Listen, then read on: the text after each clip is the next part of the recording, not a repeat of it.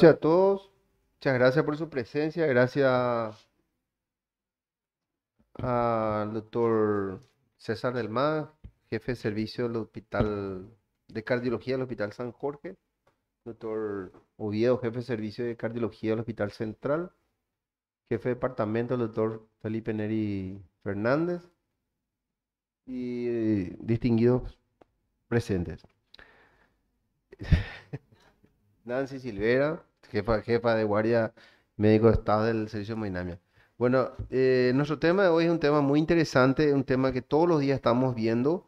A veces los pacientes entran, reingresan y queremos tocar un tema, estamos, en la serie de charlas que estamos haciendo, el tema de hoy es la insuficiencia cardíaca. Los El disertante es el doctor Víctor Arévalos Rivas. Él es egresado de la Universidad Católica de Sevilla Rica, especialista en medicina interna y cardiología clínica por la Universidad Católica, Hospital Central, máster en tratamientos endoluminales, vasculares y cardíacos, fellowship de cardiología intervencionista, Hospital Clínic Barcelona, España, doctor en medicina e investigación transnacional en la Universidad de Barcelona, ecocardiografista de la Universidad Nacional de Córdoba, miembro de la Sociedad Paraguaya de Cardiología, SOLACI también. Actual médico de planta del Servicio de Hemodinamia y Sanatorio Adventista y Centro Médico de Vascular La Costa, MEPROTEC, Hospital Universitario de San Lorenzo. El doctor César del MAD, jefe de servicio de cardiología del Instituto Nacional Cardiovascular de Cardiología, profesor Adolfo Catoni, miembro de la Sociedad Paraguaya de Cardiología, está del Sanatorio Británico, está del Sanatorio Migone y paso al siguiente punto, ¿verdad? Ese no se hace, ¿eh? Me pusieron ahí. Y tiene un quiste de mal gusto, dice olimpista, morir, no sé. Eso no se puede. Casi le hice, ¿eh? Casi le. Increíble. Pero bueno. El doctor Guillermo Oviedo Pereira es egresado de la Universidad Federal Maranhão, San Luis, Brasil. Especialista en clínica cardiológica de Belo Horizonte. Director posgrado de especialidades médicas, Facultad de Ciencias Médicas, Nuestra Señora de la Asunción, Universidad Católica. Socio fundador y miembro de la Sociedad Paraguaya de Medicina Crítica y Cuidados Intensivos, actualmente jefe de servicio de cardiología.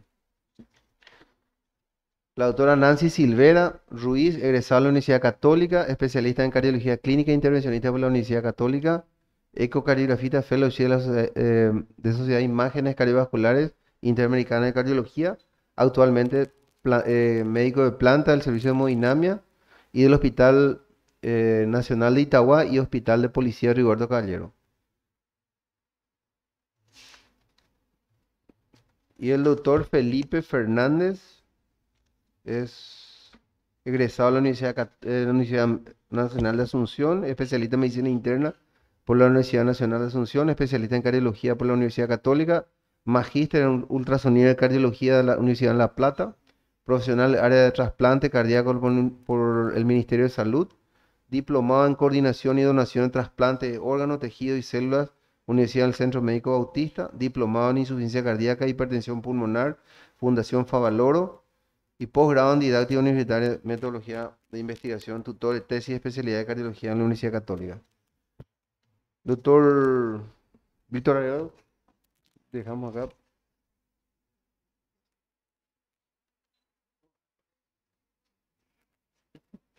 Bueno, buenas noches a todos. El día de hoy vamos a hablar de un tema no muy habitual para un cardiólogo intervencionista, pero bueno, cada tanto es bueno repasar un poco todo eso y acordarnos de que también somos cardiólogos y no solamente como plomeros, como dirían algunos, ¿verdad? Bueno, entonces vamos a hablar un poco de la cardiología intervencionista, tratando de enfocarnos un poco en el papel de la insuficiencia cardíaca y el papel de la cardiología intervencionista y ver qué relación tiene en sí, ¿verdad? Y qué podríamos asociar y qué tenemos que saber principalmente, ¿verdad? Aparte de evaluar por lo menos someramente el manejo de la insuficiencia cardíaca. Y aparte de eso vamos a tener como un bonus track de la troponinitis a pedido de la doctora Binader y repasar un poco de las causas de elevación de las troponinas y ver cómo podemos interpretar eso y cómo evaluar y para lo cual considero sería bueno que podamos discutir posteriormente con nuestros panelistas al respecto. Bueno, la insuficiencia cardíaca, ¿qué es? La insuficiencia cardíaca no es una sola entidad, no es una sola enfermedad, sino que es un síndrome clínico. Es decir, es un conjunto de signos y síntomas que se pueden deber a alteraciones tanto estructurales como funcionales del corazón. Estas alteraciones estructurales o funcionales habitualmente ¿a qué llevan? Llevan a un aumento en las presiones intracardíacas y o a un gasto cardíaco inadecuado. ¿Qué significa esto? Que es importante en esta definición que no necesariamente vamos a tener un gasto cardíaco disminuido para poder tener insuficiencia cardíaca y toda su sintomatología. Eso es algo que siempre es importante no olvidar. Y esta insuficiencia cardíaca o este síndrome clínico se puede deber a diferentes causas. Esta definición de por sí, de alguna manera, hace mucho hincapié en qué, en la sintomatología, en la clínica para poder hacer el diagnóstico. Es así que sabemos que clásicamente la insuficiencia cardíaca se ha diagnosticado y se ha definido con qué, con los criterios de Framingham, los cuales tenemos criterios mayores y criterios menores. Dentro de los criterios mayores que teníamos, por ejemplo, la disnea paroxística nocturna, los crepitantes, el edema agudo de pulmón, cardiomegalia, un ritmo de galope, ingurgitación yugular, etc. Y otros menores como la disnea de esfuerzo, el edema de miembros o derrame pleural. Bien sabemos que para poder diagnosticar clínicamente la insuficiencia cardíaca utilizando los criterios de Framingham necesitábamos dos criterios mayores o un criterio mayor y dos menores. Importante recordar. Entonces, a pesar de esta definición diagnóstica netamente clínica, surgió una especie de preocupación por la American College of Cardiology y la American Heart Association, de que de alguna manera esta definición excluye a ciertos pacientes que pueden beneficiarse de alguna manera de un tratamiento más precoz. Es por eso que ellos clasificaron a los pacientes en 4 estadios, A, B, C y D, en donde tenemos 2 estadios preclínicos que son el estadio A y el estadio B. El estadio A incluye a aquellos pacientes que no tienen ni alteraciones estructurales ni funcionales, ni tampoco sintomatología, pero que se encuentran en riesgo de padecer insuficiencia cardíaca. ¿Quiénes serían estos pacientes? Los pacientes hipertensos, diabéticos, aquellos que ya tienen una enfermedad coronaria, pero que todavía no tuvo una consecuencia, etcétera, ¿verdad? En el estadio B están aquellos pacientes que ya tienen una alteración estructural o funcional, pero que todavía no tienen síntomas, ya sea una hipertrofia miocárdica, disfunción diastólica, etcétera. En el estadio C encontramos a la típica insuficiencia cardíaca que todos conocemos con toda la sintomatología. Y en el estadio D sería la insuficiencia cardíaca terminal. Entonces, el diagnóstico sugerido principalmente por la Sociedad Europea de Cardiología y también con una especie de algoritmo bastante similar por parte de la American College of Cardiology, nos dice que primero tenemos que tener en cuenta que principalmente sospechar una insuficiencia cardíaca ante signos y síntomas que ya referimos, por ejemplo, la disnea paroxística nocturna, la disnea de esfuerzo, el edema de miembros, etc. En ese caso, ellos hacen un hincapié bastante importante, a pesar de que no es la regla para nosotros en nuestro país, en, de acuerdo a esos síntomas, solicitar el ProNP o el NT-proBNP y de acuerdo al resultado de eso, solicitar una ecocardiografía para poder terminar de hacer el diagnóstico del paciente. Obviamente, muchas veces en nuestro medio nosotros saltamos directamente a la ecocardiografía para diagnosticar a nuestros pacientes.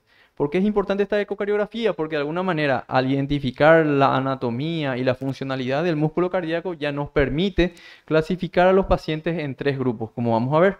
Entonces, ¿qué es lo que sugiere actualmente o cómo clasificar a los pacientes? En los pacientes con insuficiencia cardíaca con fracción reducida, que son los que tienen menos de 40%, con levemente reducida de 41 a 49 y fracción de eyección conservada más de 50. En estos 3 casos, ¿qué es lo que tenemos que tener? Signos y síntomas. Y en el caso de la conservada tenemos que tener evidencia de ciertas anomalías que justifiquen, principalmente, por ejemplo, una hipertrofia miocárdica, que haya una disfunción diastólica bien diagnosticada, dilatación de la aurícula, etc. Es importante también recordar que una vez que hagamos el diagnóstico de insuficiencia cardíaca, se tienen que identificar las causas de insuficiencia cardíaca, que pueden ser muchas. Por ejemplo, la enfermedad coronaria en sí, que es la que nosotros tratamos, la hipertensión arterial, las valvulopatías, arritmias, las miocardiopatías, o sea, enfermedades primarias del músculo cardíaco, las cardiopatías congénitas, las infecciones como una miocarditis o el Chagas, los fármacos, como por ejemplo los pacientes que hacen insuficiencia cardíaca con una miocardiopatía dilatada posteriormente a la utilización de quimioterápicos, y las enfermedades infiltrativas o de depósito, ¿verdad? Entonces, de por sí, podemos clasificar la insuficiencia cardíaca en una insuficiencia cardíaca aguda y una crónica. Podríamos hacerlo muchas veces dependiendo de las causas. Sin embargo, muchas veces Estas son como un continuo que depende del momento de la evolución de la enfermedad. Entonces, esta curva acá es la que representa la evolución natural de la insuficiencia cardíaca, que habitualmente, ¿qué es lo que pasa? Ven la curva. La curva roja lo que representa es la calidad de vida y la clase funcional del paciente. Habitualmente los pacientes debutan con una agudización o con una primera descompensación de insuficiencia cardíaca en la cual la calidad de vida empeora gravemente. Habitualmente entonces los pacientes son sometidos a un tratamiento médico, mejora.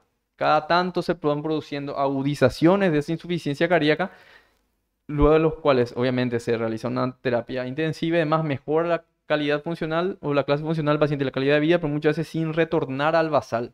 Y va empeorando progresivamente hasta que en un momento se produce una falla cardíaca terminal y la muerte, o en algunos casos, una muerte súbita en el medio antes de llegar a eso. Entonces, simplemente para recordar que el manejo de la insuficiencia cardíaca crónica sabemos que se basa en cuatro pilares fundamentales, que son los IECA-ARNI, los beta bloqueantes, los antagonistas de los receptores de mineralocorticoides y ahora lo que está de moda, las glifosinas, ¿verdad? Y sabemos que los diuréticos nos ayudarán al tema digamos, a controlar sobrecarga de volumen. Ahora bien, pasando ya a uno de los temas, ¿verdad? O sea, la parte central, por decirlo de alguna manera, la insuficiencia cardíaca aguda. Entonces, la insuficiencia cardíaca aguda, ¿cómo se define? Como signos o síntomas de insuficiencia cardíaca que pueden ser o rápidos o graduales. Pero, ¿qué es la diferencia? Que estos síntomas llevan al paciente a buscar una atención rápida que muchas veces requerirá una internación del paciente para poder ser tratado de la mejor manera. ¿Por qué es importante la insuficiencia cardíaca aguda? Porque por lo menos en el primer mundo es la principal causa de internación en los pacientes mayores de 65 años. ¿Y por qué también es importante? Porque tiene una mortalidad muy alta, de entre el 4 o incluso 10%, y estos son valores del primer mundo, o sea que podemos imaginarnos que probablemente en nuestro país sean peores, ¿verdad? Como dijimos, la insuficiencia cardíaca muchas veces es un continuo. No es que existe la aguda por su parte, no siempre puede existir, y en algunos casos simplemente la descompensación de esta insuficiencia cardíaca aguda es la descompensación de una insuficiencia cardíaca crónica. Entonces, sin hacer mucho, sin hacer mucho énfasis, entonces sabemos que cuando un paciente ingresa con signos o síntomas de insuficiencia cardíaca aguda, ¿qué es lo que tenemos que hacer? Hacer una serie de determinaciones, incluyendo electrocardiograma, pulsioximetría, ecocardiografía, pruebas de laboratorio, etcétera. Determinar el vertido natriurético, recomienda la sociedad y de acuerdo a eso a confirmar o no la insuficiencia cardíaca. Ahora bien, muchas veces, o sea, ¿qué es lo que sugiere de acuerdo a estas pruebas? Lo que sugiere la sociedad europea por lo menos, o sea, por lo menos identifica cuatro, digamos, variantes fundamentales que son la insuficiencia cardíaca, digamos, crónica en descompensación aguda, el edema agudo de pulmón, la insuficiencia cardíaca derecha aislada y el shock cardiogénico. Esta clasificación previa, que no sé si recuerdan de la guía anterior de hablar de paciente frío, seco, frío, húmedo, húmedo, caliente, húmedo, frío, obviamente que a todos nos confunde un poco, ¿verdad? Pero bueno, ellos sugieren más que hacer mucho hincapié en el frío, húmedo, etcétera, clasifican en estas cuatro variantes principales que pueden tener formas solapadas o características solapadas entre sí, ¿verdad? Entonces, importante, ¿verdad? Cuando nosotros tenemos un paciente con insuficiencia cardíaca que entra, entonces tenemos que hacer una serie de pruebas diagnósticas. Como había dicho un profesor que obviamente no inventó la frase, pero que se me había quedado siempre en la facultad, es que uno, entonces, ¿qué tiene que hacer? Tiene que, si uno va a pedir medios diagnósticos, tiene que saber lo que busca para que, para entender lo que encuentra. O si no, nosotros pedimos simplemente las pruebas por pedir, ¿verdad? Entonces, es residente de clínica médica. Bueno, la doctora que tiene anteojos, no sé. ¿Para qué le pedí el electrocardiograma a un paciente con insuficiencia cardíaca? ¿Qué, por ejemplo, esperarías encontrar?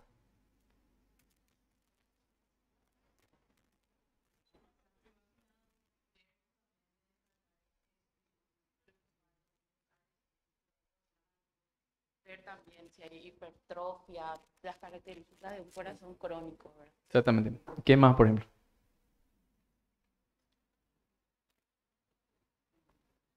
Por ejemplo, si no hay una arritmia, que es la que está descompensando, etcétera. O sea, muy bien. o sea, que no haya signos de un infarto. Y a tu compañera la radiografía de tórax, ¿qué esperaría encontrar? Cardiomegalia, ¿Sí? índice de cardiotorácico aumentado. También signo de sobrecarga. Muy bien. Entonces, ya para tu compañero. Entonces, si vos le pedís, bueno, la ecocardio sabemos para qué pedimos, ¿verdad? Pedimos para qué. Pedimos para medir la función del corazón, ver la etiología de la insuficiencia cardíaca, si no hay signo de que sea de etiología isquémica o una cardiopatía dilatada. Entonces, la troponina sérica no es mucho secreto. ¿Para qué pedimos la troponina? Para ver si no es un síndrome coronario agudo, por ejemplo. ¿Y los electrolitos, por ejemplo, para qué pedís?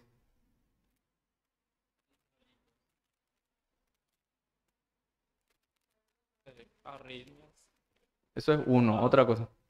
Bueno, otra cosa también es porque, por ejemplo, los disturbios o los desequilibrios electrolíticos, principalmente la hiponatremia, es un marcador de qué? De mal pronóstico en los pacientes de insuficiencia cardíaca y también nos puede decir que el paciente tiene un exceso de retención de sodio, agua, por ejemplo. El dímero D, ¿para qué pedimos? Exactamente, si no es una tromboembolia pulmonar, que es la que está causando la dificultad respiratoria. Bueno, eso principalmente, ¿verdad?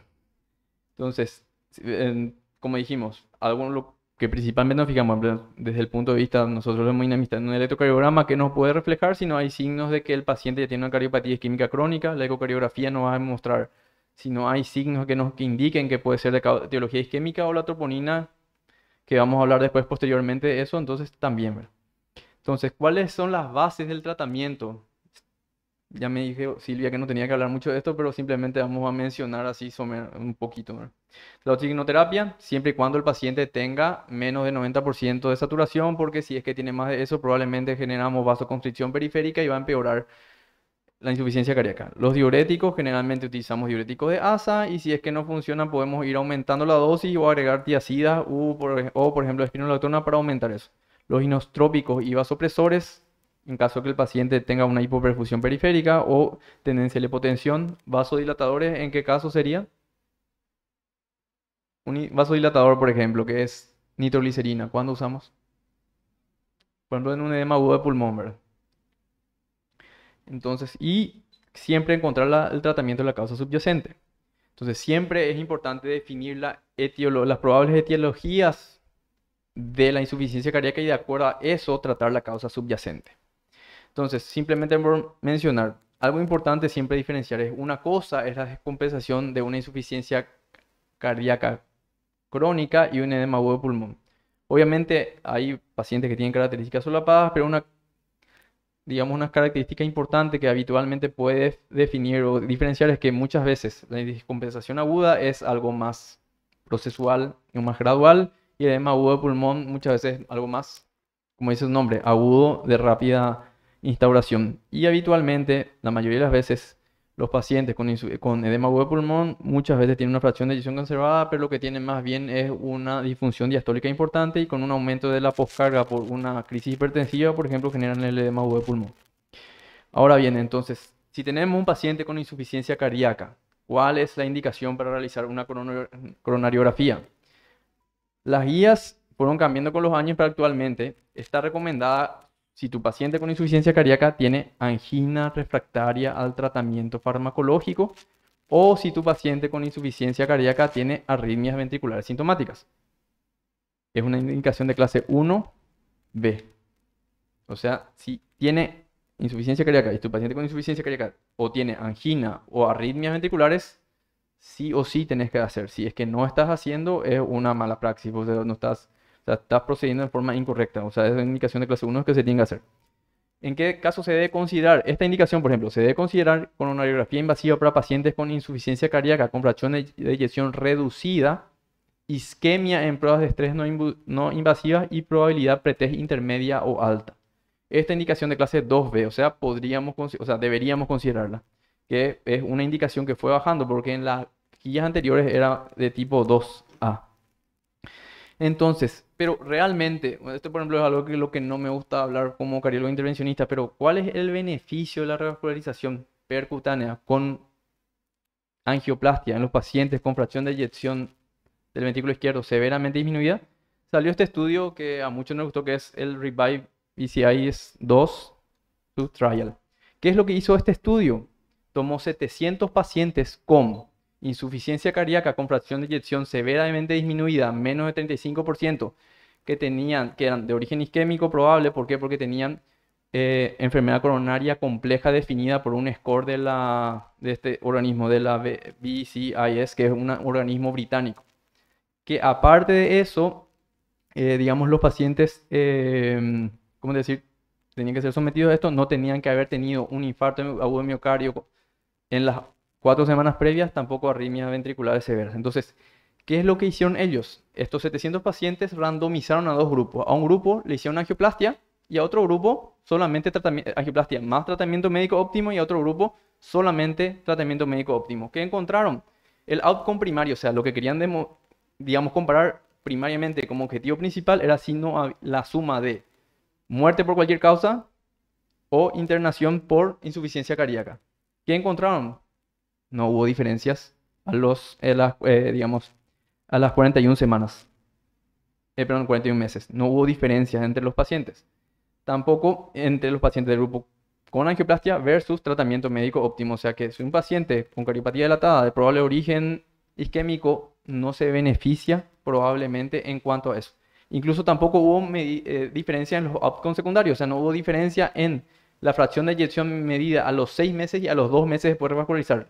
No hubo diferencia entre los dos grupos. Tampoco hubo diferencia en la calidad de vida medida por el score de Kansas City y el Euro Quality of Life. Ni tampoco en la clase funcional. O sea que tendríamos que evaluar mejor entonces cómo o en qué pacientes nosotros utilizamos o realizamos eso, ¿verdad? No suena bien para nosotros, pero bueno, es importante mencionar. Y este estudio justamente fue un poco paradójico. ¿Por qué? Porque antes de eso se hizo el STITCH. Y del STITCH es Stitch Extension Study, o sea, la extensión del estudio STITCH, que comparó que pacientes con las mismas características, a los cuales tenían fracción de eyección menos de 35% de etiología isquémica y probablemente complejo de múltiples vasos, a tratamiento médico versus revascularización quirúrgica.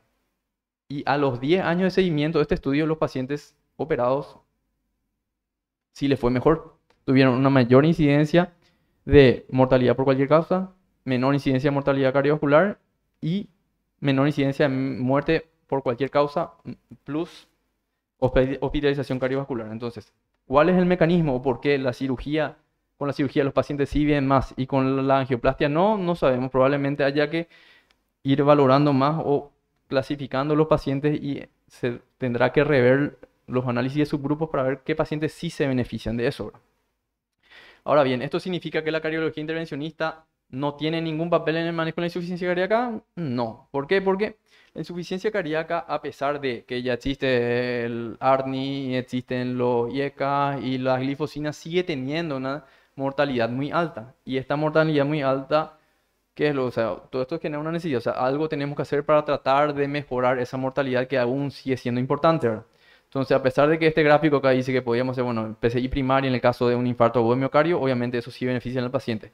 La revascularización completa en el caso de que sea eso, etcétera, sí van a ayudar a que mejore esa sobrevida y calidad de vida del paciente. Entonces, ¿qué es lo que queda? Por ejemplo, si tenemos obviamente un paciente con insuficiencia cardíaca y una valvulopatía aórtica, un paciente de alto riesgo, se va a beneficiar del tratamiento mediante una TAVI, por ejemplo, o algo que no tenemos todavía acá, que es el tratamiento, digamos, de insuficiencia mitral severa en forma percutánea con el MitraClip, ¿verdad? O el Pascal, que son dos procedimientos, ¿verdad? Que no demostraron mejorar la expectativa de vida, pero mejoran la calidad de vida.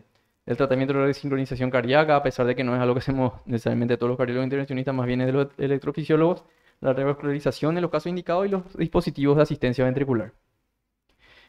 Y esto no termina acá, sino que hay todo un futuro. ¿Por qué? Porque algo se tiene que hacer para mejorar, ¿verdad? Y existen muchos dispositivos que están estudiando. Por ejemplo, el V-Wave y el Interatrial Shunt Device son dos dispositivos que lo que hacen es crear un shunt de aurícula izquierda a derecha para de esa manera liberar la presión en las cavidades izquierdas.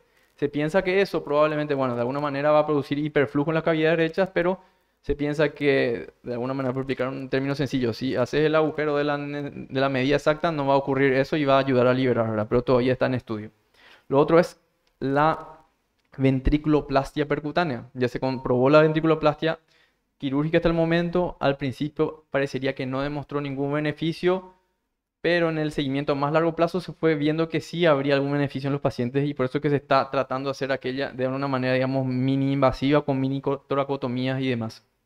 Y lo último, por ejemplo, el Doraya Catheter o el Aortic son, digamos, dispositivos que ayudan, que también debería colocar el cardiólogo intervencionista, que lo que ayudan es a tratar a los pacientes con síndrome cardiorrenal, mejorando la perfusión a nivel renal y de esa manera tratar a estos pacientes que, digamos, son bastante delicados y que tienen una fisiopatología bastante compleja. Ahora bien, pasando al otro tema que dijimos que íbamos a hablar de la troponinitis. ¿Cómo se define esto? Y no lo defino yo, sino que está definida por un artículo. Es la afección, no del paciente, sino la afección que tiene el médico por una especie de fobia de llevar a asignar erróneamente un diagnóstico de IAM basándose únicamente en el hecho de que un paciente tiene una concentración elevada de troponinas. O sea, es algo bastante común y algo que ocurre mucho en el mundo, no solamente acá en Paraguay, sino en todas partes, ¿verdad? Entonces, que es importante definir, o sea, como le dije, no es, yo no lo definí esto, sino que está definido en un artículo que está mencionado, citado ahí abajo. Entonces, para poder saber si un paciente con elevación de troponina realmente tiene un infarto o no, siempre nosotros tenemos que recordar que la cuarta definición universal de infarto. ¿Qué dice la cuarta definición? Dice que cuando vamos a leer así, es evidencia clínica de isquemia miocárdica aguda y detección de esto es importante, aumento o caída de los valores de la troponina con al menos un valor por encima del límite superior del percentil 99. Y al menos una de las siguientes. O sea, en síntesis, tenemos que tener troponina por lo menos uno, o troponina o síntomas de isquemia miocárdica, cambios isquémicos nuevos en el electrocardiograma, aparición de ondas Q patológicas, una evidencia por ecocardio, resonancia o lo que sea de que hay pérdida de motilidad o de viabilidad de motilidad en alguna de las paredes, o que identificamos un trombo coronario, pero eso ya es algo avanzado, ya es por coronariografía o el paciente se murió y le hicieron la autopsia y encontró que había un trombo y fue infarto. Entonces, ¿por qué dice aumento o caída? Eso implica que tenemos que tener más de una determinación. ¿Por qué aumento o caída? Porque después vamos a ver que existe algo que es el daño miocárdico y existe algo que se llama daño miocárdico crónico, que pueden tener, por ejemplo, los pacientes con insuficiencia renal, que siempre está alto. Entonces le hacemos nosotros una sola determinación y está alto, bueno, está infartando, decimos, porque justo hizo disnea durante su diálisis. Pero son pacientes que de por sí tienen un basal alto siempre. Por eso es que tiene que haber aumento y caída. Lo mismo, un paciente con insuficiencia cardíaca crónica, por ahí con una cardiopatía dilatada importante, puede tener en forma crónica elevada. Por eso tenemos que tener dos valores. Por eso es aumento o caída. Pero ¿cómo simplificamos eso? En síntesis, troponinas elevadas más o síntomas, o cambios en el electro, o cambio en el ecocardiograma o la resonancia, o que tengamos un trombo. Si tenemos las troponinas solas, no podemos hacer el diagnóstico de infarto.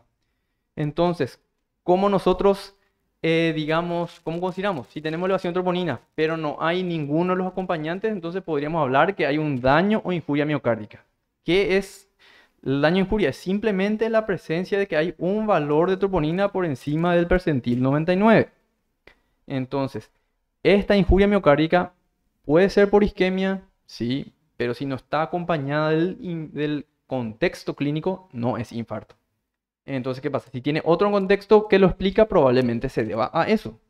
Entonces, injuria miocárdica, o la injuria o daño miocárdico puede tener causas cardíacas o extracardíacas. No siempre es el corazón el que tiene la culpa de que primaria, por lo menos, de que se le den las troponinas.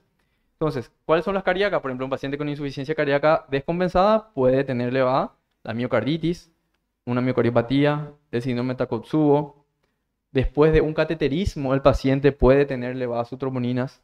Otro procedimiento que hacemos menos acá, por ejemplo, que ablación por catéter, o si descargó el desfibrilador, una contusión cardíaca, que nosotros vemos muchos de pacientes después de un accidente de tránsito, una taquiarritmia sostenida, o sea, un paciente con FA aguda muy alta puede tener elevación de troponinas, pero eso no implica que eso sea un infarto. ¿Por qué? Porque esa frecuencia cardíaca muy alta está dañando la fibra miocárdica y se liberan un poco de marcadores. Y otro, la hipertensión grave, por ejemplo, un paciente con edema agudo de pulmón, sin que sea necesariamente causa, digamos, coronaria, puede tener elevación de troponinas. Y causas extracardíacas, por ejemplo, anemia, paciente séptico, paciente con enfermedad renal crónica. Una embolia pulmonar puede elevar las troponinas, que también en ese caso es un marcador de gravedad de esa enfermedad. Enfermedades infiltrativas como la amiloidosis, los pacientes críticos, o sea, un paciente con un shock séptico y eleva troponina, probablemente no, o sea, no es que necesariamente no hay infarto, ¿verdad? Obviamente uno va a decir, bueno, elevó su troponina porque su shock séptico le elevó su frecuencia cardíaca y el gasto, digamos, el gasto de por sí, entonces produjo un desequilibrio oferta-demanda. Sí, puede generar un infarto, pero primariamente puede considerarse una injuria miocárdica nomás, pero tendría que agregarse algo, un componente más para poder hacer el diagnóstico. Entonces, ¿qué es lo que nosotros deberíamos hacer entonces si tenemos un paciente con injuria miocárdica, por ejemplo, séptico? Entonces, eso es algo que me gustaría que después con los panelistas ellos discutan y hagan sus sugerencias de cuál les parece que es la conducta o sea, más adecuada a seguir si es que un paciente, por ejemplo, séptico tiene un paciente con FA, por ejemplo, el doctor del MAX, que él sugeriría, si una FA te eleva troponinas, ¿qué es lo primero que hacemos, verdad? Probablemente tratar de FA, hacerle una ecocardio y luego decidir. Entonces, eso me gustaría que luego se discuta también, ¿verdad? ¿Cuál que deberíamos hacer? Entonces, muchas gracias por su atención.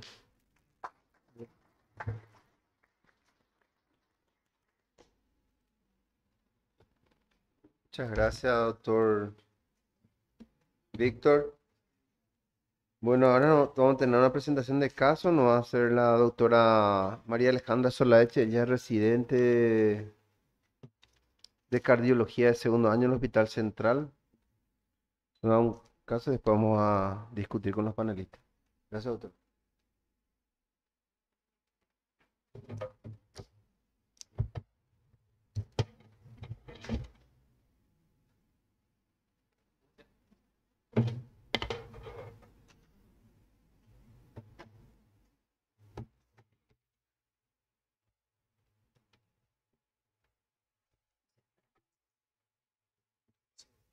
Ah, dale.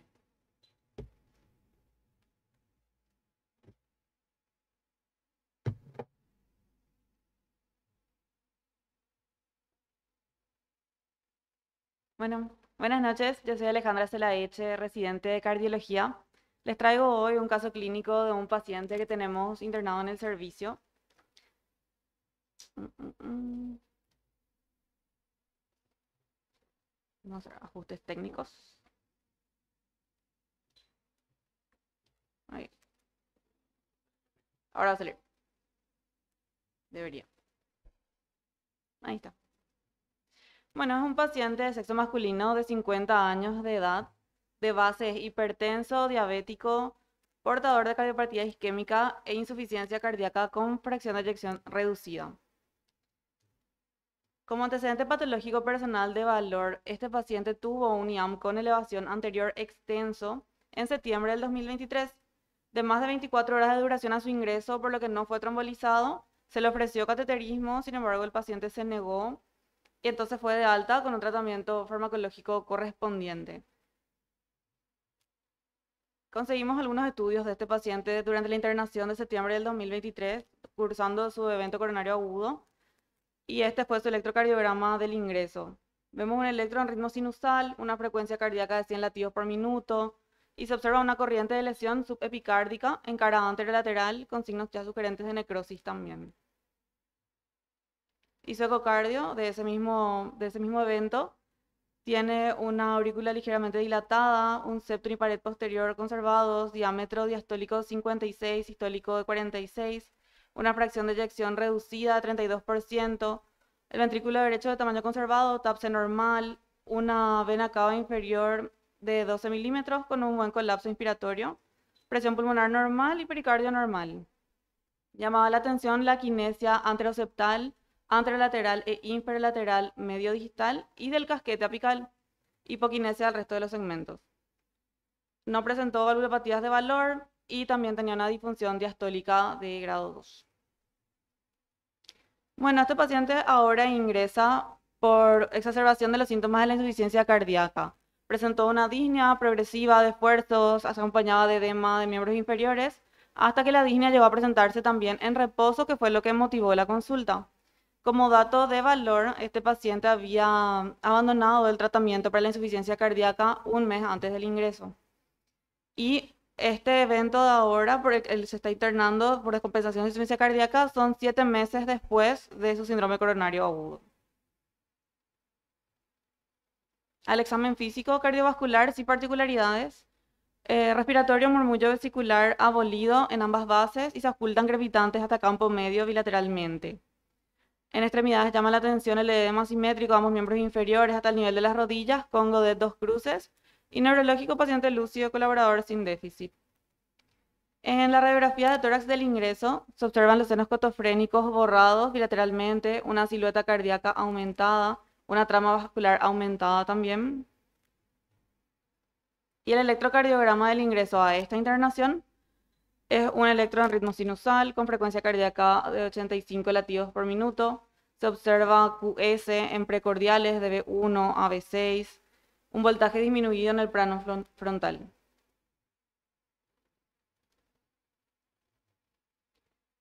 Bueno, a nivel de laboratorio, al ingreso se dosaron troponinas y los dosajes son el primero de 1053, el segundo de 975, el tercero de 736.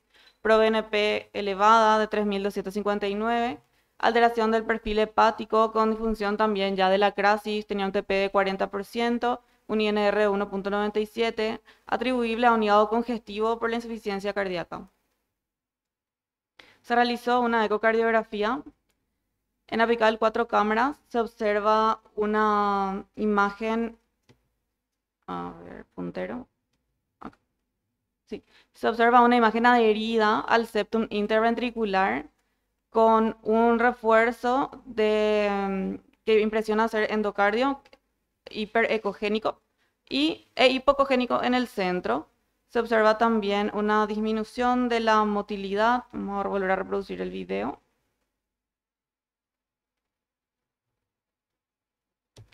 Y el informe de esta ecocardio, de esta internación, habla de una dilatación auricular, vía auricular ya, en comparación a lo que era la de la internación previa en septiembre del 2023.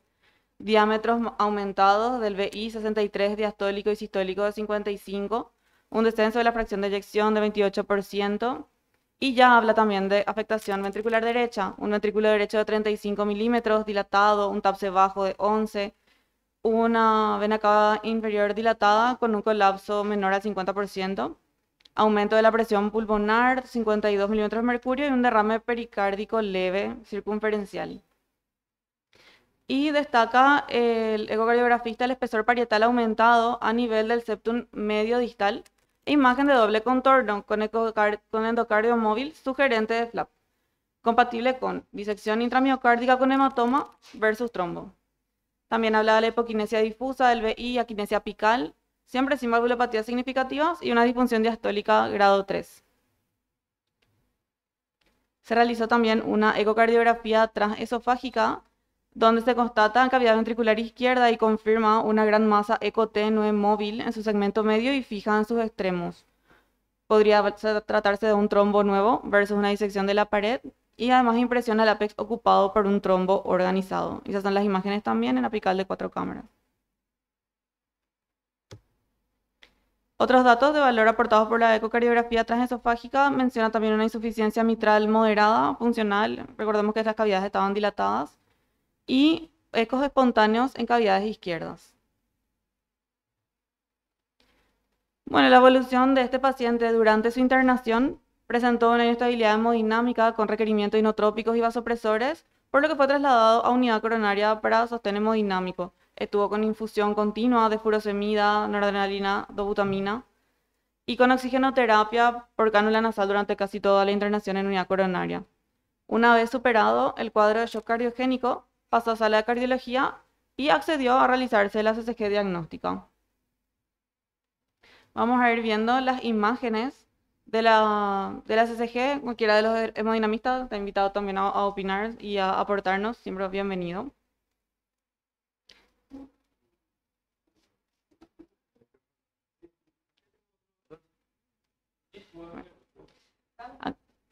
Coronaria derecha sin lesiones. Se observa una suboclusión de la descendente posterior y una fístula coronario-cavitaria de la subrama inferior de la retroventricular.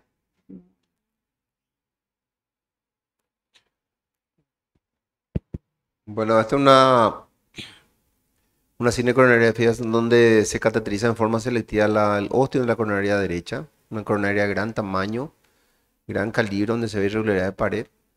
Y en la parte distal se ve la bifurcación, la rama que sube hacia arriba. ¿Puedes mostrar eso? Sí. Esto sería la bifurcación, es decir, la cruz cordis. Esta es la que sube, la rama sería, es la rama retroventricular. Y la que sube, la que baja es la descendente posterior. Donde se ve una lesión aparentemente, acá en el tercio medio. Pero cuando se ve en movimiento, se ve el lavado. ¿Ya? Se puede apreciar ahí. Esta imagen normalmente no se debe dar. Sí. Esta es una spider donde se ve el tronco, la coronaria izquierda, ¿verdad? Donde no tiene lesión. La rama que viene es la descendente anterior. Y la que baja a la derecha es la arteria circunfleja. Donde se ve que una lesión importante en esta zona. Antes después vemos la bifurcación. Vamos a la siguiente imagen. Sí. Es una imagen donde se ve una derecha caudal.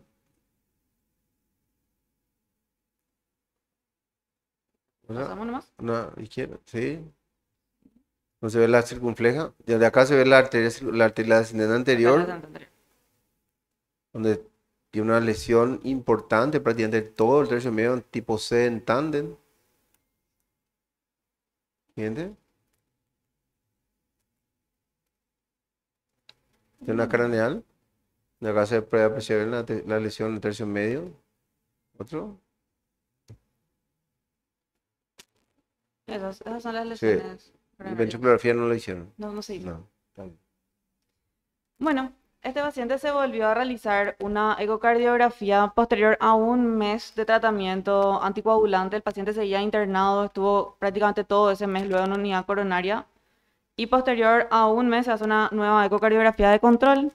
Persiste la dilatación biauricular, biventricular, pero llama la atención una disminución de la masa que se había visto anteriormente. En comparación al videíto que habíamos visto antes, ahora se ve sí, se sigue viendo en forma de semiluna, pero mucho menor en comparación al tamaño previo. La fracción de eyección siempre baja, una hipoquinesia difusa y equinesia apical que se mantienen, la disfunción diastólica también, siempre sin valvulopatías significativas. Y menciona el espesor parietal aumentado a nivel del septum medio distal e imagen hipoecogénica fija, semilunar adherida al endocardio, sugerente de trombo.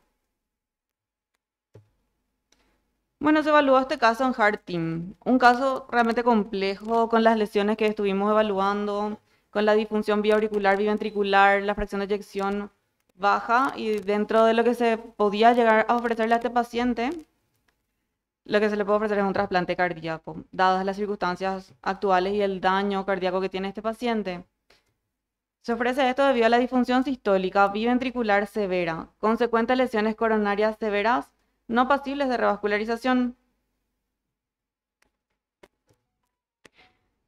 Y la evolución clínica de este paciente en sala es que este paciente persiste con insuficiencia cardíaca en clase funcional 4, con escasa respuesta al tratamiento farmacológico.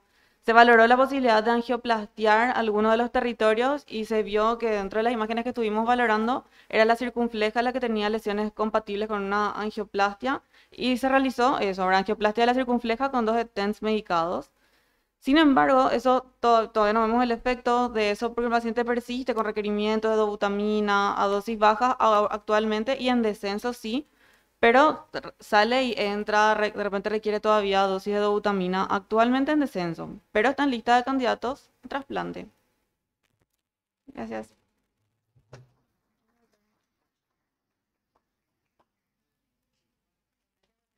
Gracias, Odi. Dale. Muchas gracias, los panelistas. Y vamos a escuchar a...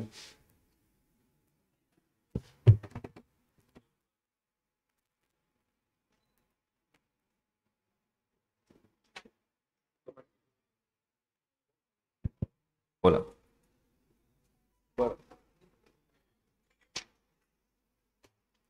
Hola, hola. Bueno, este es un caso muy interesante, muy complejo. Es un caso lastimosamente en un paciente muy joven. Se llegó una vez más tarde por la decisión errónea del paciente. No quiso someterse a un procedimiento terapéutico en su momento y siguió la evolución natural de la enfermedad, ¿verdad? Ahora tenemos prácticamente un paciente en etapa terminal, una expectativa de vida muy corta. Y bueno, se hizo una medida de salvataje de la decisión terapéutica de dilatar esa arteria circunfleja. Doctor Delmas, en un caso similar, en las condiciones que llega este paciente, ¿qué usted le puede recomendar a los médicos de información cuando llega este tipo de paciente grave, en mal estado? Pero tenemos la suerte de estar en IPS, ¿verdad? Tenemos todas las medidas, tenemos casi todas las medidas terapéuticas al alcance, pero el paciente rechaza. En el caso de este paciente que rechace el cateterismo en aquella oportunidad, en su primer evento, fue fatal para él, ¿verdad? Porque ustedes están viendo la consecuencia, como vos bien mencionaste, un procedimiento terapéutico en su momento y que lastimosamente no rechazó el paciente y bueno, ahí tenemos las consecuencias de eso, digamos. Yo creo que en este caso sí es lo que habló el doctor, ¿verdad? Una indicación formal, ¿verdad? Precisa y única tal vez de someterla a un procedimiento invasivo de cateterismo cardíaco justamente o sea, para dar un plan terapéutico para el paciente, ¿verdad? Y bueno, se sometió y tenemos ahí el resultado final de eso. Doctor Oviedo, nosotros no estamos convenciendo a los pacientes, a veces o no llegamos a ver a lo mejor al paciente para hacer un tratamiento terapéutico, pero a veces no le explicamos bien el riesgo, el costo-beneficio de tal o cual procedimiento. En el caso puntual, yo creo que más allá de convencerle fue el hecho luego que llegó tarde, ¿verdad? Ahí lo ya, no sé, echarle la culpa al paciente, al gobierno, porque no hace una campaña de concienciación de dolor, que yo creo que eso sí se tiene que hacer. Concientizarle a cualquier paciente que si tiene dolor precordial tiene que asistir. Este paciente ya no asistió en tiempo y ciertamente llegó tarde y probablemente en ese momento que se le hizo esa ecocardiografía donde ustedes vieron una de las complicaciones mecánicas temidas, ¿verdad? Del síndrome coronario agudo es lo que ustedes vieron, esa imagen que apareció ahí en el septum interventricular que daba la impresión de una disección versus un hematoma. Parecería ser que fue un hematoma porque se reabsorbió eso y finalmente no se objetivó más en las nuevas imágenes. Pero sí, es una complicación grave. Yo creo que nosotros, los médicos que estamos en la institución, tenemos que hacer todo lo posible para convencerle al paciente que es importante hacer cateterismo. Y hacerlo en la brevedad posible y no siempre cerrarnos en 12 horas. Porque hay veces que pasadas las 12 horas aún así se tiene que hacer. Y estamos hablando de pacientes graves. No sabría decir si este paciente se hubiese beneficiado con un cateterismo en ese momento del ingreso, porque ciertamente esa complicación mecánica que tenía no se iba a resolver desde el punto de vista por un cateterismo. Podríamos discutir eso, ¿verdad? Lo que yo siempre digo en el grupo es felizmente no hizo una CIB, porque si ese septum se hubiese perforado y hacía una comunicación interventricular, este paciente no salía. Entraba en shock cardiogénico y probablemente se discutiría ya una cirugía cardíaca de urgencia. Pero es así, yo creo que hay que pelear, hay que convencerle y hay que conocer sobre todo las indicaciones del cateterismo posterior a las 12 horas. Nancy, como hemodinamista, nosotros vemos día a día pacientes con infarto de miocardio en mal estado, ¿verdad? ¿Y qué les recomendaría a los residentes, a los médicos más jóvenes para... Gracias, doctor. Buenas noches. Eh, Justamente me quería dirigir a los clínicos en formación porque ustedes se van a distribuir por todo el Paraguay. Entonces, como sabemos, el síndrome coronario agudo tenemos dos grandes espectros, ¿verdad? Sin ST y con ST. Y cuando era residente de cardiología y de hemodinamia, principalmente, era muy fanática de lo que es la angioplastia primaria, tratar de hacer la angioplastia primaria. Pero realmente esa no es quizás nuestra realidad en el país. Algo que a mí también, porque leía la guía y me costó aceptar. Creo que la estrategia más eficaz en nuestro país, como dice también el doctor Rojas y acá mi colega también, es la estrategia fármaco-invasiva. Entonces lo que tenemos que llevar de esta charla es de no temer a la trombolisis, ¿sí? Porque a nosotros los hemodinamistas nos ayuda muchísimo cuando hay criterio de reperfusión de encontrar esa arteria quizás subocluida para mejorar el pronóstico. Este caso refleja de que si no logramos hacer una revascularización con los fármacos, no cambiamos el pronóstico, ¿sí? Entonces, importante, tener constantemente en mente que si no tenemos la posibilidad de una angioplasia primaria, al menos tener en cuenta la trombolisis, sus contraindicaciones absolutas, ¿verdad? Relativas, podemos igual trombolizar en cada caso para facilitarnos a nosotros nuestro trabajo y finalmente mejorar el pronóstico del paciente. Entonces, evaluar constantemente el electrocardiograma, no dejar de que el cuadro del paciente evolucione, como fue este caso. Y hay en algunos casos también tratar de evitar que el paciente tome decisiones tan erróneas como este, ¿verdad? De llegar tarde, de negarse a un procedimiento invasivo precoz.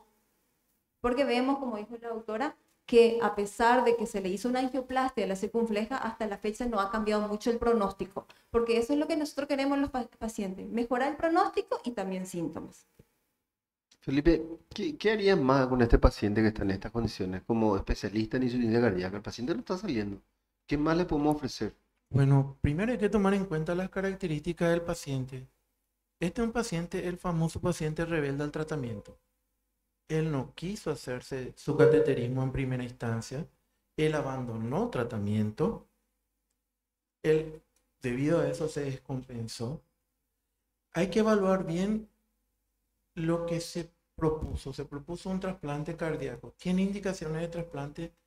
Sí, pero hay que hacer la evaluación correcta por el psicólogo y el servicio social. Si este paciente se trasplanta, puede pasar lo que pasó en una ocasión con un paciente niño joven que se trasplantó y se fue y se bañó en un arroyo y murió de un cuadro infeccioso. Este paciente puede volver a abandonar tratamiento, puede dejar todo el seguimiento. Primero hay que evaluar el contexto del paciente. Este es un mal paciente para trasplante en el contexto sociocultural. Ahora, para mejorar a este paciente tratamiento de revascularización, como mostró el doctor Víctor Arévalos, no mejora el pronóstico. Se hizo con un proceso de salvataje como es lo que contamos en el Instituto de Previsión Social. ¿Qué podríamos hacer en este paciente? Si tiene un bloqueo de rama izquierda con concurrencia ensanchado, podríamos haber pensado en resincronización con un cardiodefibrilador si tuviera taquiarritmia. No tiene. Pero si tuviéramos en el Paraguay, sí sería bueno utilizar los dispositivos de asistencia ventricular. Si tuviéramos en el San Jorge con un Berlin Heart o otro tipo de dispositivo de asistencia ventricular, podría mejorar el pronóstico de este paciente como puente a un eventual trasplante cardíaco.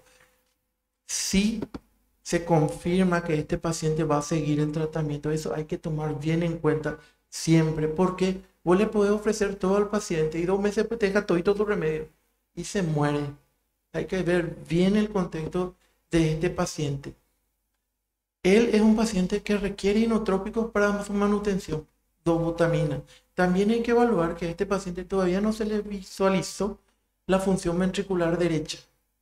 Probable trasplante cardíaco, pero si se le hace el cateterismo derecho y este paciente tiene hipertensión pulmonar, es una contraindicación absoluta para el trasplante cardíaco. Primero, confirmar y continuar y corroborar todos los estudios necesarios para un eventual trasplante. Segundo, hacer una evaluación del entorno sociocultural del paciente, si va a cumplir el tratamiento, y allí continuar con el plan de trasplante. Está bien, me van a decir, ¿qué le vas a ofrecer más?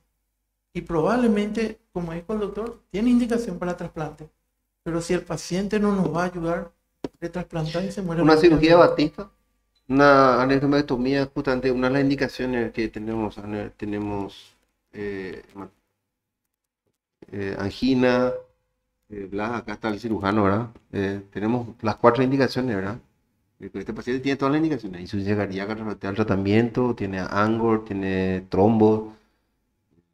Le operaría una cirugía, la cirugía Batista es la aneurismectomía, o sea, se saca, se corta, eso el doctor le va a explicar. Si nos puede explicar un poquito el doctor Blas González, brillante, cirujano del servicio. En realidad, lo que se hace es una resección del aneurisma, ¿verdad?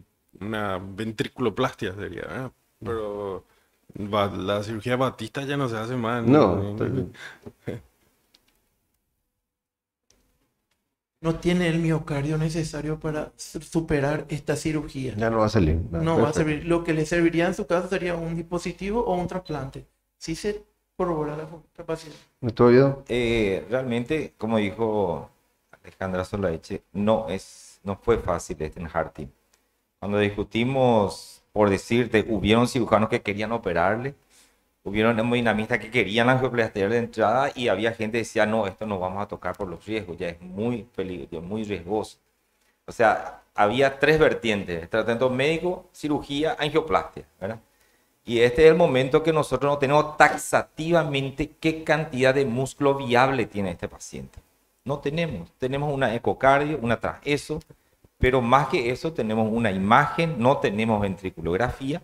Entonces, a lo que voy yo nomás es que creo yo, y como lo dijo Felipe, hay que ir un poquito más allá y ver otros métodos, resonancia, SPECT, para ver qué tanto de músculo viable hay y hacer esa correlación arteria-músculo viable y si será que se puede hacer algo más, ¿verdad? Porque para definir un trasplante tenemos que saber que definitivamente no hay ninguna otra opción que ofrecerle. Porque un trasplante cardíaco es el extremo ya de la cardiopatía, es cambiar el corazón finalmente. Y no siempre es la solución definitiva. Por eso yo insisto que yo creo que con él todavía tenemos que seguir viendo. En este momento, este paciente no está saliendo de su bajo gasto. Sigue con otoinotrópicos, ¿verdad? Le estamos destetando gradualmente. Ojalá que consigamos compensarle y seguir estudiándole. Pero yo creo que finalmente va a terminar en una lista de trasplantes este paciente. ¿El doctor Rojas? Doctor, ¿El doctor Delmas? quiero preguntarle algo. En su experiencia en el San Jorge, colocar un dispositivo de asistencia ventricular a este paciente, ¿qué opina usted? Pero eso es para puente de trasplante. Ahí Blas te va a decir, eso no, una cuestión paliativa nomás es eso, no, ¿verdad? No, es que va a solucionar el problema del paciente, ¿verdad? Vos tenés toda la razón del mundo al decirle sobre todo acá a los residentes de clínica médica los ítems a tener en cuenta, no es solamente indicar, solamente trasplante, ¿verdad? Y también estoy de acuerdo con el doctor Oviedo de que hay que cuantificar la cantidad de fibrosis que tiene este paciente, ¿verdad? Y particularmente pienso, no sé si Blas, yo creo que con cirugía cardíaca no se va a beneficiar absolutamente nada, ¿verdad? Eso es categórico. Y también pienso que el stent que se le puso también es medio al cohete, ¿verdad? Pero está bien, ¿verdad? Entonces, yo creo que como alternativa válida es lo que vos estás planteando, pero para puente a trasplante. Víctor. Sí, quisiera ir un poquito atrás, ¿verdad? Uno, ¿cómo definimos que el paciente está en bajo gasto, ¿verdad? Todas las ecocardios que vimos, ¿verdad? Previamente hablaban de fracción de eyección, pero no realmente nos informaba el gasto cardíaco, el ITE, el tracto de salida, el índice cardíaco. Son elementos que realmente debemos insistirle a nuestros colegas de ecocardio que informen eso, porque en función a eso uno va modificando la terapéutica. Y la terapéutica, estoy totalmente de acuerdo con el doctor Guillermo, ¿verdad? De que este paciente tiene que hacerse un test de viabilidad, porque si hay miocardio viable en territorio de la coronaria derecha, ¿verdad? Por más que hable de aquinesia anterior, lo que realmente colegialmente debemos hacer por este paciente es un test de viabilidad miocárdica. Y con ese test decir, no vale la pena poner un stent en la DA, no vale la pena ponerle un stent en la coronaria derecha, tal vez en la circunfleja, sí era factible ponerle así, digamos, a ciegas, porque era un territorio donde había un trastorno de hipoquinesia, no así de aquinesia. Y yo creo que este paciente debería proponerle, ¿verdad? Si no está saliendo sobre todo del cuadro de bajo gasto, levosimendan. Un paciente que tiene que recibir levosimendan porque es el paciente que va a responder al levosimendan para estabilizar, ¿verdad? No quemar todos los receptores con noradoutamina. Este paciente tiene que recibir levosimendan y creo que hay posibilidades logísticas a conseguir eso, ¿verdad? Tiene su costo, pero yo creo que es algo que va a beneficiar al paciente. No sé si plantearon eso en la reunión de Heart Team, pero tiene que recibir una cura de levosimendan. Y lo siguiente, en cuanto a dispositivos, ¿verdad? Yo creo que los dispositivos, está el HeartMate 2, el HeartMate 3, que son los dispositivos portátiles, el cual los pacientes son dados de alta, van a la casa, ¿verdad? Y algunos quedan con ese dispositivo, ¿verdad? Hablamos de países del primer mundo, tipo Francia, donde quedan, ¿verdad? En listas de espera de una forma un poco más práctica y, digamos, con una calidad de vida aceptable. A mí me tocó ver pacientes que hacen al trazado, ¿verdad? Taquicardia ventricular, pero que absolutamente no se altera el gasto cardíaco, absolutamente no hay ninguna alteración del estado hemodinámico del paciente. Es decir, que el HeartMate toma el relevo totalmente de la función cardiovascular. Explicar, Para- Víctor, que es un dispositivo externo a Un dispositivo externo, con permiso de Blas, ¿verdad? Que son los que ponen, ¿verdad?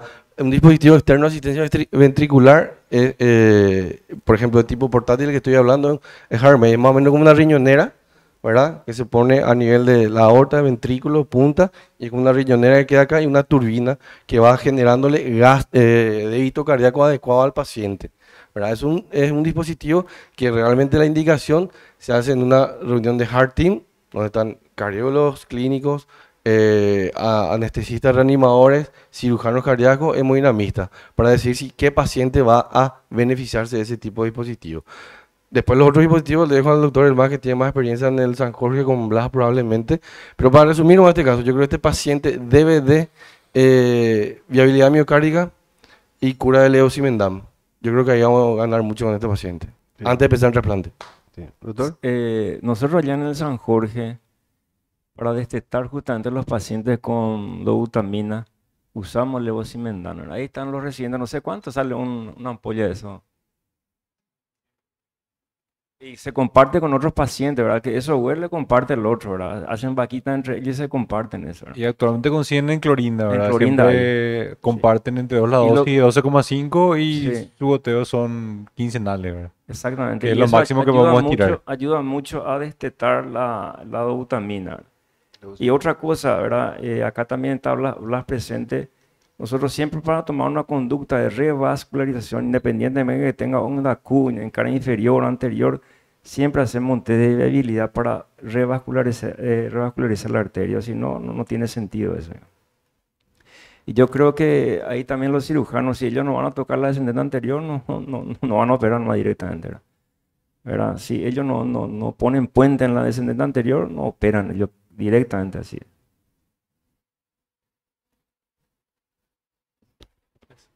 Doctor Oviedo, ¿alguna? Creo que se habló todo ya del caso, ¿verdad? Realmente es un caso que tenemos que tomarlo como una lección, todos los que estamos acá y más que nada los colegas que se están formando, de lo grave que es la cardiopatía isquémica, ¿verdad? Y que un ciudadano de 50 años no tiene un pronóstico de vida más allá de 2 a 3 años. Este paciente no va a ir muy lejos a pesar de toda la terapéutica que hoy en día se dispone. Y, en fin, es algo que tenemos que aprender a insistir, a educar y sobre todo, convencer al paciente de que tiene que ser sometido a un tratamiento intervencionista si fuera el caso, o una trombolisis para un síndrome coronario agudo, ¿verdad? Porque es lo que tenemos ahora. Y hacerlo, hay que saber hacerlo, a quién hacerlo y tomar la decisión.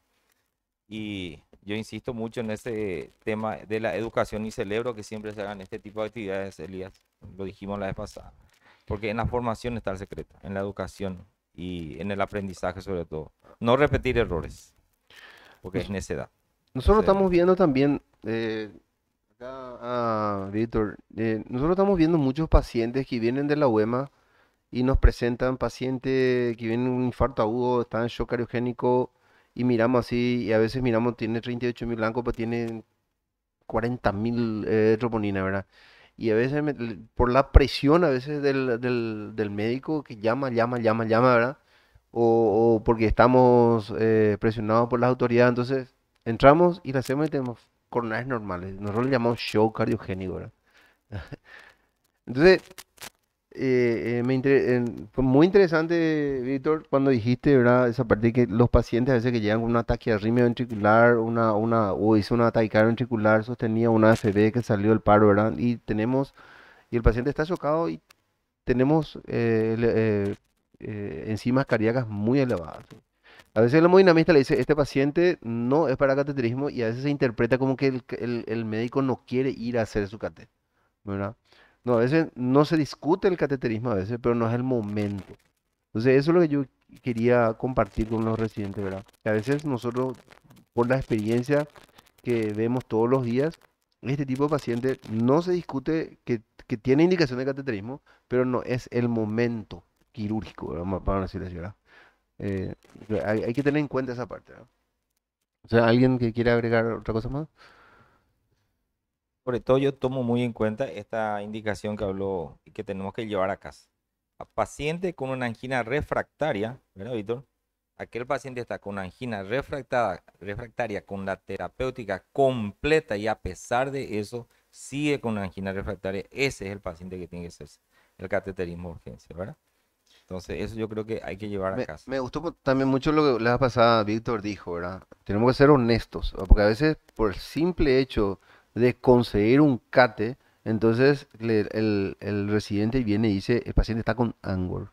Y mentira, no está con Angor, ¿no? O sea, dice nomás. Solamente para quedarse con su CATE y se consigue el CATE y bueno, conseguirlo. Y le demostramos después con el resultado angiográfico que no tiene absolutamente nada, ¿verdad? O sea que tener en cuenta estos principios, ¿verdad? Que si el paciente hizo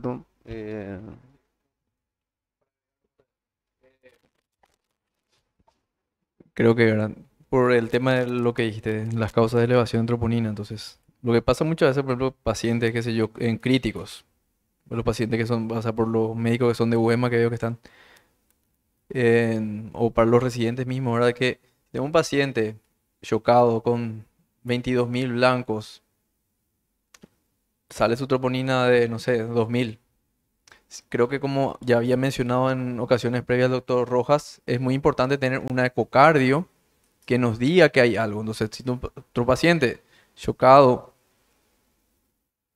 2.000 de troponina, un ecocardio normal, no podemos decir que eso es un shock cariogénico. Porque se va a estar chocando si la ecocardio es normal y tiene 2.000 de troponina. Entonces, yo creo que una de las cosas para que nos va a ayudar a descartar y elegir mejor los pacientes, por ejemplo, evaluar siempre con una prueba de imagen primero, ¿verdad? No sé. Víctor, ¿quiere agregar algo? Porque Me dijeron que te diga esto, Felipe. Yo soy nomás el mensajero. Primero Ya. que jefe. Departamento. no, hay varios jefes acá, No, cuidado. Hay un hospital acá, ¿eh? Jefe de Paitecha, qué pucha. Bueno, no, realmente el mejor tratamiento para la insuficiencia cardíaca, como el paciente que vimos ahora, el mejor tratamiento, el 100%, es la revascularización precoz. Como dijo Nancy, ¿verdad? Hay que abrir esa arteria. No sé si alguien estuvo ayer de guardia, ¿verdad? Tuvimos un caso y llegamos tardísimo. O sea, esa arteria, una descendente anterior, que no se pudo abrir, más de 12 horas de evolución, sin criterio de perfusión, entramos ayer a CATE, no se pudo abrir, TIMI cero. Otro paciente de 60 años que va a quedar con la misma situación clínica, ¿verdad? Y hay demasiados elementos, vamos a decir, el cual colaboran para que el paciente llegue en este estado. Este paciente a diferencia del otro que decidió no hacerse, este paciente estaba dispuesto a todo. Y es este paciente en el cual nosotros le fallamos como sistema, ¿verdad? Y llega a la urgencia y está etiquetado en triage de amarillo. Un infarto con supranivel del ST. Tercer martes consecutivo, soy un poco pesado en eso y porque quiero insistir, que llegan los pacientes con supranivel del ST y están etiquetados en triage de amarillo. No sé si es correcto, o sea, adecuado, una falta de interpretación adecuada, pero es como un reclamo, ¿verdad? Probablemente, como dice el doctor Oviedo, esta jornada de educación probablemente debe extenderse a otros servicios, a otros colegas paramédicos, médicos o de enfermería. Es muy grave esa situación.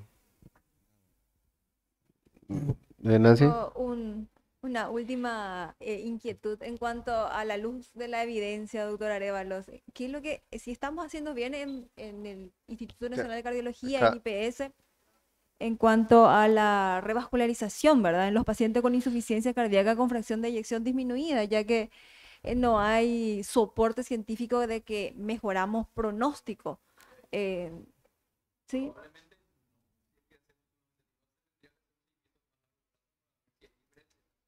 Porque en ese caso contradice algo que mencionó acá el doctor Rojas, ¿verdad? Esos pacientes eran pacientes de fracción de eyección disminuida a menos de 35 con pruebas previas de viabilidad. Y a pesar de que tenían viabilidad y se les revascularizó, no mejoró la mortalidad. 30% de ellos murieron a las 41, a los 41 meses, que es muchísimo, ¿verdad? O sea, obviamente son pacientes graves de por sí. Tendríamos que ver, ¿verdad? A los 5 años, qué sé yo, de los que sobrevivieron, cuánto, o sea, los 10 años, cuánto se beneficiaron realmente. Lo contrario, por ejemplo, con el Stitch, que era revascularización quirúrgica, se hizo un Stitch primero que a los primeros creo que 2 años no hubo diferencias, pero después, a medida que se fue extendiendo el seguimiento, sí hubo diferencia, viven más los que se revascularizan que los que no. Entonces, eso por ahí el mensaje por ahí que nos puede decir, porque eran pacientes complejos, por ahí el mensaje también que podemos tomar es que paciente complejo es mejor, o sea, con múltiples vasos probablemente siempre sea mejor a largo plazo la cirugía que los stents, ¿verdad? Y porque son pacientes graves de por sí, de 35% de fracción de eyección o menos, que son pacientes que muchas veces nosotros o las personas que deciden, ¿verdad? La estrategia de revascularización en Heart Team ven 35%, este no va a salir de bomba, lo que sea, y muchas veces se tiende a querer angioplastiar o algo así, ¿verdad? Pero bueno, es algo que se tendría que analizar. Ya. Obviamente, muchas veces uno no se queda tranquilo si ve, no sé, una DA colgando y le deja así sin tratar y tratamiento médico, ¿verdad? Ahí por ahí ya es difícil de decidir eso.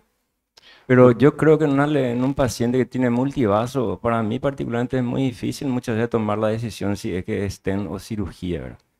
Porque ahí entra a tallar el contexto clínico del paciente, si es diabético, hipertenso, obeso, o heredera, ¿verdad?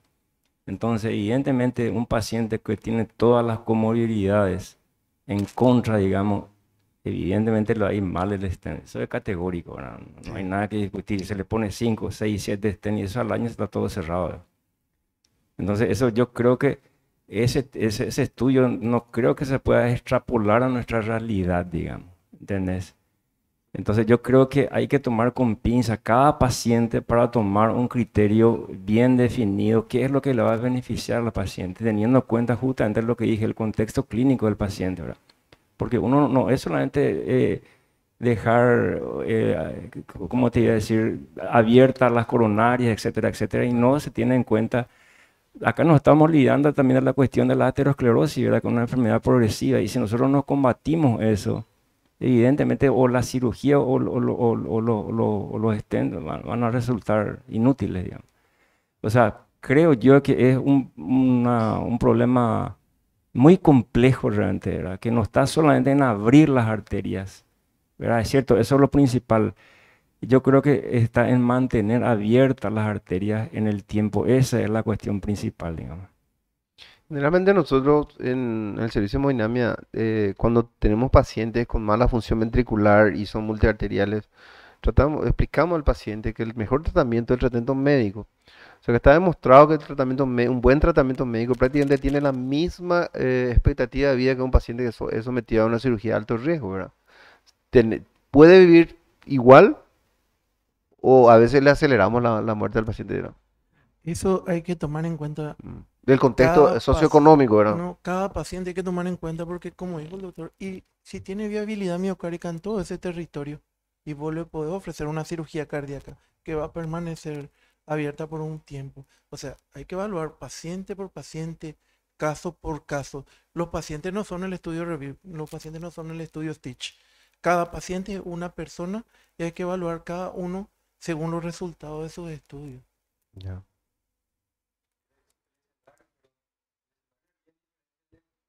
Síndrome coronario crónico, que es donde la angioplastia o revascularización no ha demostrado mejoría en la tasa de sobrevida, que es lo que estamos discutiendo. Así Y es. otro es el escenario del coronario agudo. Por favor, no confundamos eso. No confundir, ¿verdad? Coronario crónico todavía no nos falta demostrar mejoría, pero coronario agudo sí, revascularización.